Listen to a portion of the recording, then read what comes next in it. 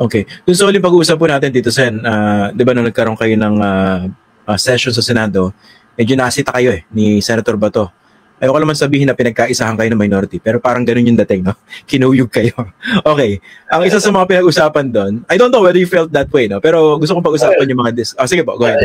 Bago mo ituloy ang tanong mo na yan, tungkol dyan sa kinuyog, baliwala yan doon sa nangyari sa akin noong 1992. Nung bago kong tutong sa Senado, nag-privilege speech ako tungkol sa pag-create ng PIDEA, anti-illegal drugs, drug abuse. 22 senators ang nag-interpellate sa akin. 22? Lahat, inabot kami alas 11 ng gabi. 22, lahat ng senador, in-interpellate ako. Kinuyog ako ng 22. Ito, wala, barya lang to, mga tatlo, apat lang. Hindi ba kayo nagkapikulan nun? Kasi, di ba, yung nasa rostrum kayo, tapos si Bato naninita Kapag isang senador, nakipag-debate, tumaas ang boses, nakipagsigawan sa floor, at pagkaraan ng pag-alis dun sa floor, ay pinersonal na, ay hindi mahusay na senador yun. Ang kinalakihan kong mga senador, nagkakasigawan niya. Si Orly Mercado, si Alvarez nung araw, kung magsigawan niya, talagang akala mo, mag-aaway. Parang magsasagupa na Oras na natapos yung debate, wala na yun. Debate yun, doon yun sa loob yun So pagkadating sa labas, of course yun. Pero sa amin, may mga sinisita-sita kami. Pero hanggang doon lang yun. Hindi natin tinatanim yun at nakakaintindi tayo kung ano tawag doon sa mga parliamentary debates na tinatawag. Ngayon, mabalik tayo sa tanong mo ng kinuyog ako. Hindi pa ako sumamaloob. Hindi naman. Ako kasi pagka may tinatanong ka sa akin o may sinasabi ka sa akin, nababasa ko yung ugali mo Nababasa kita Nababasa ko ngayon kung may sinasabi ka sa akin na gano'n. Siguro, ang ganda yung abot mo Siguro, parang gano'n yung tingin ko. Kaya okay lang, tinatanggap ko yung kahit ano yung sabihin ng ating mga kasama. Okay. Dito po sa mga diskaya, isa ito sa mga talagang pinagdebatihan kung anong gagawin dito sa mga diskaya. Nakakatatlong hearing na po yung Blue Ribbon Committee, Sa pagtingin niyo po ba, tama ba yung tinatahak na direksyon ng ilan sa mga kasama ninyo sa minority para gawing ipasok at least sa Witness Protection Program itong mga diskaya? Ang explanation sa amin ni Senator Marcoleta nung outside of the hearing, nagkukwentuhan lang kami. Kung mapapansin nyo, nag-uusap kaming madalas Ang sinasabi niya, gusto niya makahuli ng mga balyena o ng mga orca. Ayaw niya nung mga dilis at saka ano ba yung ginasabi niya term ng mga isdang maliliit at sinasabi niya mga sapsap daw. Hindi raw yun ang target niya. Kaya gusto niya, kung merong mga malalaki din na ganito na isisigaw, kung sino-sino yung mga nasa likod, yun ang point niya. Okay, so, nung nandoon si Secretary Boying Remulla, ang napag-usapan namin, sabi ko, ito, kausapin natin si Boying, sabi ko. Dahil sabi ni Senator Marcoleta, ito naman kasi si Secretary Remulla, sinubo yung Senate President namin, kaya ako tinanggihan. Sabi niya, hindi, tawagin na natin. Sabi ko, kaya nung nasa loob kami, nung break, pinatawag namin. Tapos sabi ko kay Boying, kay Secretary Remulla, sabi ni Senator Dante, gusto raw niyang pa-assess sa'yo yung diskaya. Kung talagang meron kayong makukuha mga impormasyon dito, kung ano extent na itong mga kontrobersyan to. Ganun. Pumayag naman siya. Kaya na-set up di ba? Kanina ba o kahapon? Kanina yata dumating sa DOJ. So, ganun talaga siguro yung nasa isip ni Senator Marcoleta na tanungin, pwedeng maging witness, hindi muna state witness. Kasi sinasabi nga natin, iba yung state witness, iba yung nasa Witness Protection Program. Kaya hindi ko pinirmahan yan. Siguro naintindihan na nila ako ngayon, ba't hindi ko pinirmahan at ianalaw. Kasi ngayon, maganda nangyari, mag-a-assess ngayon ang Department of Justice. Malalaman natin in the next few days kung meron silang nakuha.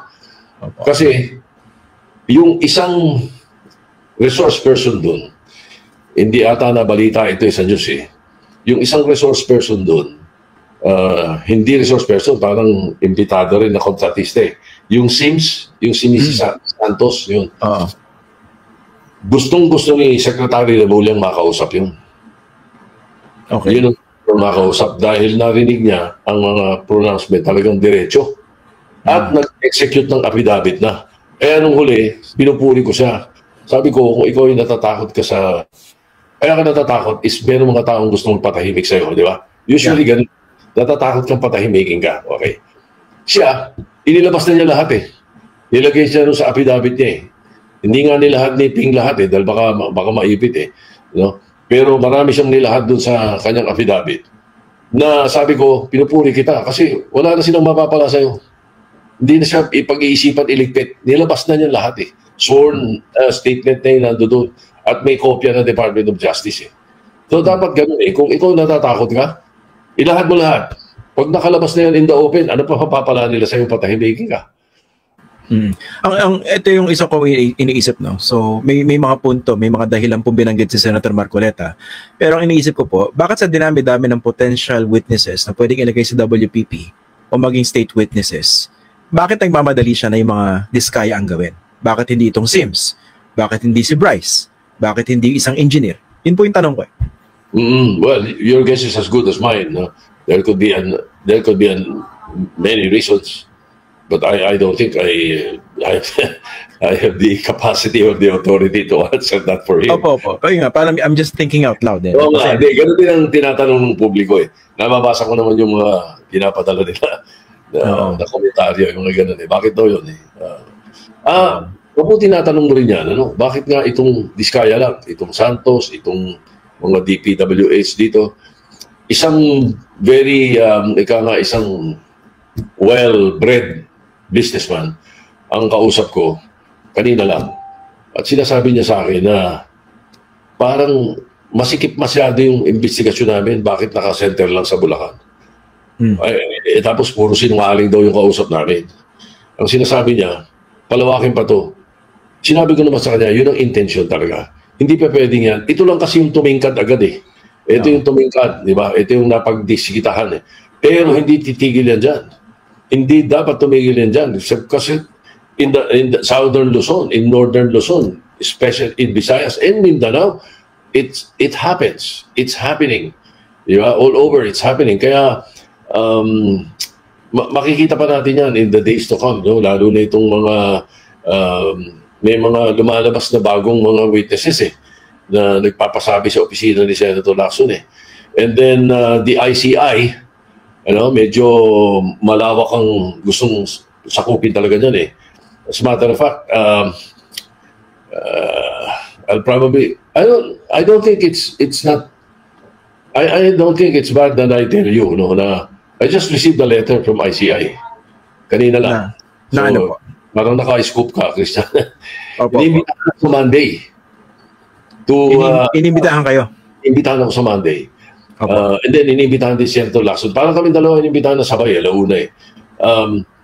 Ang nakalagay doon sa letter is to shed light daw on how the budget is formulated and how the insertions can be done.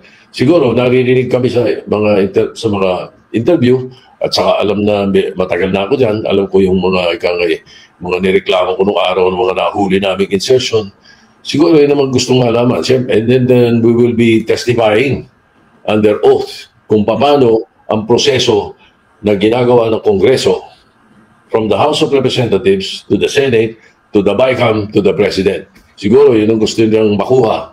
At pwede ko talaga sila mabigyan ng magandang perspective doon. So the invitation was just received about an hour or two ago. Yeah, so bago for Monday. Okay. Isa pong tanong ko, kasi nitong huling hearing, nabigyan ng pagkakataon sina Senators Joel and Jinggoy na kumprontahin si Bryce Hernandez.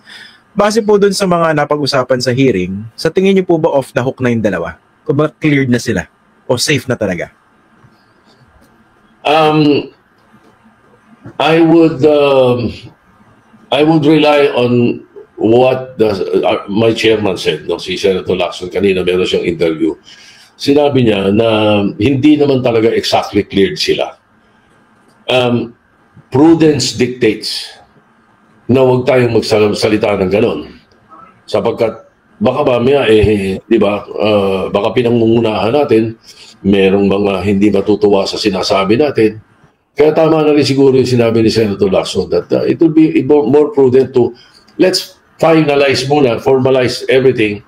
Pag natapos natin to, nakita na natin na wala naman pala, o de, saka natin sabihin na they're off the... Pero I think they're going to be invited also by the ICI very soon. Yung dalawa? Yung dalawa. Saka hindi lang, I don't think it will be confined to the two. Meron siyempre iimbitahan niya, mga congressman, mga senador, mga na-involved sa BICAM. Palagay ko, maiimbitahan din sila.